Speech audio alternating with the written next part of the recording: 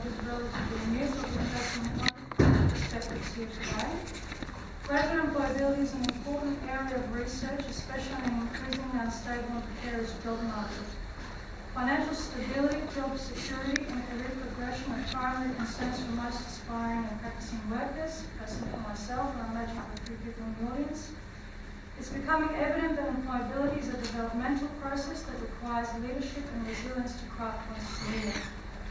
Whilst much career development and employability research has focused on graduate destinations and the development of requisite skills and technical knowledge, the factors that energise a graduate to persist remain an important and understudied area of employability research. So we've drawn on, in my work in collaboration with Professor Dawn Bennett from Curtin University and Scott Allison, we've drawn on Dawn's Creative Workforce Initiative ARC funded projects for those from overseas, the Australian Research Council, which is the primary funding body.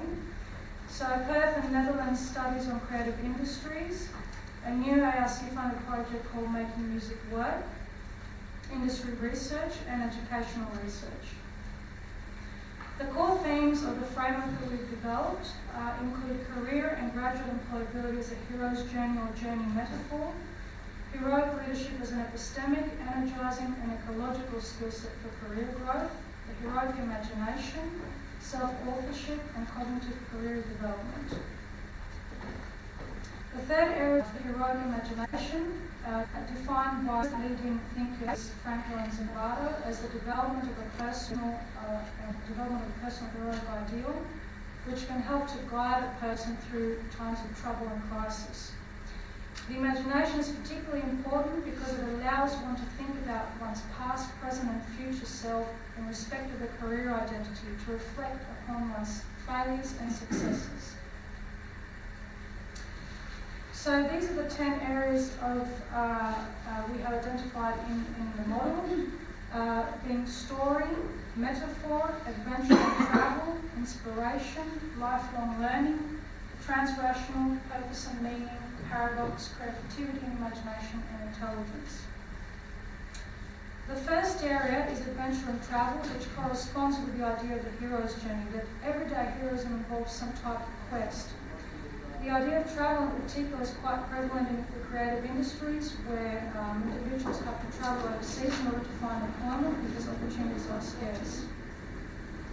The second area is inspiration and aligns with the energising function of heroic leadership. And there's an important distinction here in terms of inspiration and motivation between career choice and degree choice. This can be two quite very different things. Career choice tends to be more intrinsically motivated and corresponds with a more mature attitude that you find in graduates that comes with age and experience. The third area is paradox, and this can refer to this idea of identity confusion. So this means that there is a significant disparity between objective identity, so what I seem to be doing and how other people see us, and subjective identity, how I feel and what I feel about what I'm doing. Paradox is a very central aspect of heroic leadership because it can help us to manage paradox. In fact, paradox is a central aspect of the hero's journey. And so instilling heroic leadership skill set can possibly help students and graduates and professionals to manage the paradoxes that they will come across in their career choices. The fourth area is the transrational, and we've heard a fair bit about that from Scott. Transrational themes, we've analysed data from the creative industries, and the following transrational themes appear quite prominently, especially in musicians, in the way that they describe the role of a musician in their drawings.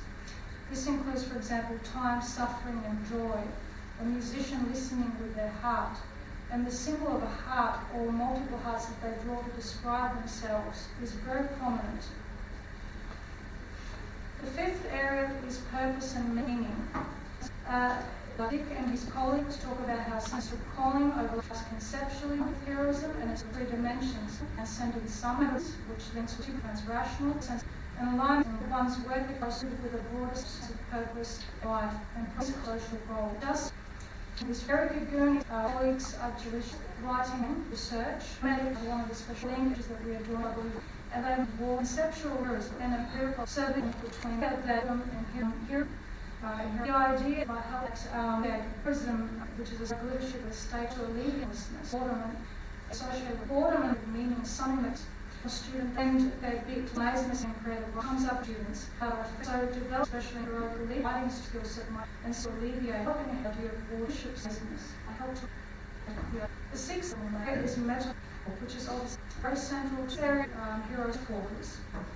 And we've come across these stories. Very common metaphors in the dharma that we've looked at, especially meditative industries, but also the engineering students. So some of the common metaphors that we come across, especially for engineering students, is the ladder, so as a metaphor for climbing or falling down. Head, which signifies complex thought. Juggling as a metaphor for managing multiple responsibilities, and boxes or squares as a metaphor for thinking outside the box. The seventh area is intelligence, and this aligns with the epistemic and ecological function of heroic leadership. And there is a very important aspect here in that when I speak about intelligence, I don't mean just one type of intelligence. Researchers are beginning to recognise, as you might know, the idea of multiple types of intelligences. So in terms of developing a healthy career attitude and becoming employable, we not only need the development of technical skills, other things that are important are emotional and social intelligence, physical intelligence, especially, for example, with dancers, they need to know how to move their body in an appropriate way and avoid injuries. Gendered intelligence, as with highly gendered professions like engineering that are male-dominated. And workplace culture intelligence. For example, something as simple as being able to conduct a conversation with your workmates in the tea room. The eighth area is creativity and imagination, what I refer to as the career heroic imagination. Obviously, not all jobs require you to be creative per se, like artists need to. But when I refer to creativity, I mean to creative problem solving, creative thinking, and what Skane refers to as the entrepreneurial spirit. The ninth area is story, and we've talked a lot about story over the past 2 days. In one of the surveys that Dawn Bennett has conducted, which have involved over 180 participants in both Perth and the Netherlands, one of the questions that were asked of practitioners is to, if they wanted to voluntarily, to speak about their stories. And even though this was voluntary, what was remarkable about it is that over 50% wrote lengthy stories about their experiences in trying to find employment, their struggles and their pain, and some of them are really quite heart-wrenching as well. So what came across with these stories is adversity, pain, and heroic resilience and risk encountered, which is obviously instrumental to any hero's journey. The 10th area is lifelong learning.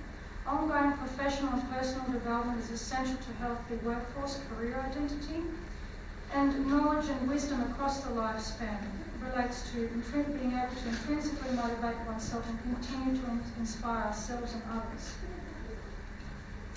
So we've developed a visual of our model of the 10 areas, which is the Heroic Leadership and Career Identity Framework.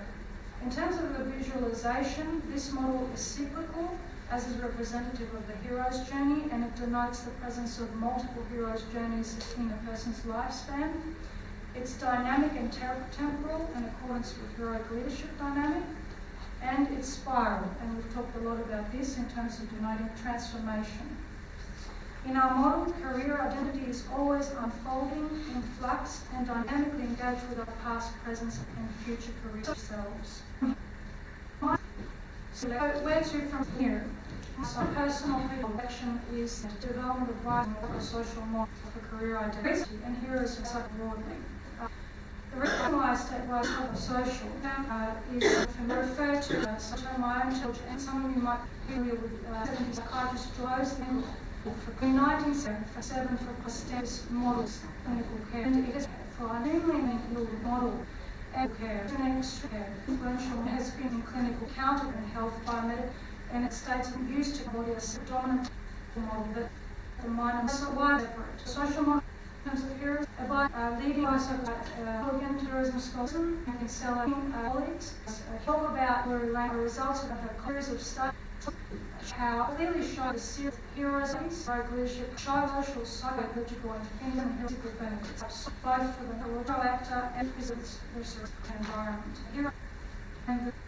So these are two key research questions that I propose moving forward. Can Heroism leadership training lead students and practitioners' career resilience, student engagement and satisfaction, and graduate employability?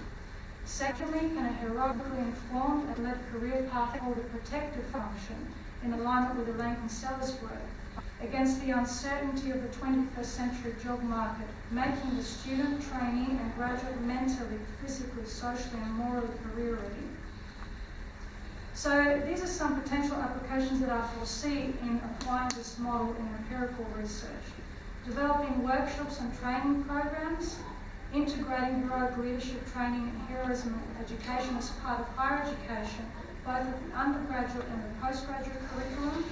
And my particular area of interest is at-risk students, those that identify especially as Indigenous or Aboriginal Torres Strait Islanders, and courses with high dropout rates or highly gendered professions like engineering where it's male-dominated. Assessing the impact of the framework for stress management and subjective well-being, maybe developing as part of a wellness program and using established wellness tools to measure stress and physiological effects as well, and the relationship between resilience and heroism. There are established instruments on resilience, for example, on self-actualization that we could possibly use to assess the correlation between those.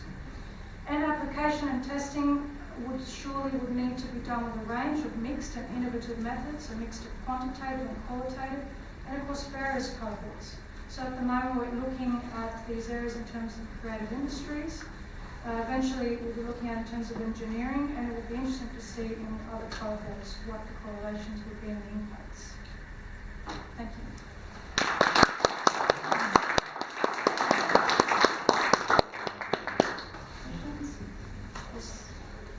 I have a question for your model. Does a person doing